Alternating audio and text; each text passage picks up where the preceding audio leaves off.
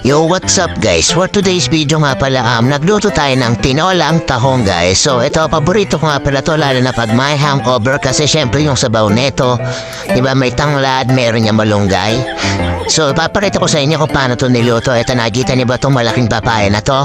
Hindi ko yan tanim guys, ano yan? Yung tanim namin papaya dito, wala pang bunga, diba? So binili yan sa palengke. Ito yung tanim talaga namin, itong tanglad yan. Natutuyo na nga, so kailangan dilig-dilig yan yung tanglad na yan. Gupitin mo lang yan guys, kasi itusok mo sa lupa, tutubo na yan. Kung mahilig ka sa tanglad, pwede pang ihaw yan.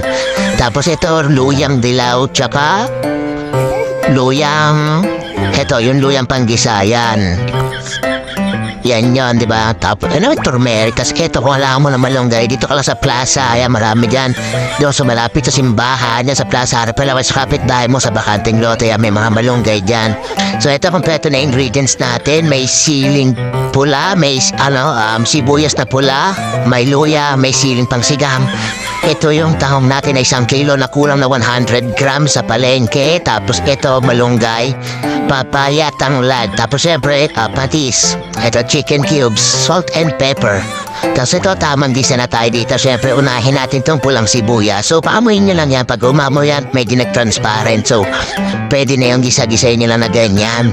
Pag umaroma yun, pwede na agad yun. Tapos ito yung luya natin guys, yan, luyang dilaw. So, ay, hindi, luya lang pala yan. Tapos yan, gisa-gisayin nyo lang yan. Pag bumaba mo na yan, medyo umaroma, pwede na ulit yun. Tapos ito, sanay nga pala ako dito, gusto ko yung may salt and pepper agad yan para naluluto agad yung paminta, mas mabango na agad yan. So, maaroma na agad yan. May ibang flavor na agad na yan eh. May bibigay agad yan. Tapos ito, lagyan nyo na tubig na mineral. Syempre, kayo na bahalat mo tumansya dyan. Pwede rin naman mainilad. Lulutuhin nyo naman yan eh. Tapos ito, tanglad, ilagay na natin yan. Tsaka ng papaya. Tapos ito, siling pangsigang. Tapos lagyan natin ng chicken cubes. So, timplahan agad dati kasi syempre yung tahong mabilis kang maluto yan eh. Tapos konting patis. So, ayan, lagay na natin yung tahong. Saglit lang yan eh. Pagka yan, konting kulo lang, luto na yan eh. So, lagay na rin natin yung rito, yung malunggay para pagkulo niyan. So, ready to eat na agad yan, di ba? Mabisa yan, lalo na pag tagpulan. Yan, para sa akin kasi mas healthy to. Pero syempre gusto rin yung baked tahong, yung cheesy buttered tahong yun. Next time, bibibidyo natin. Masarap to yung favorite ko rin yun. Kaso pag may hangover talaga, mas paborito ko ito may sabaw, di ba? Yung, ganun lang kabilis yun, guys. Ito, luto na agad yan. Tapos lagyan mo na konting sausawan na patis, tsaka sili kalamansi. Okay na yan, panalo na agad yan. So, let's eat na, guys. Ayan na. First bite ka din muna, tapos may konting sabaw, di ba? Malasa.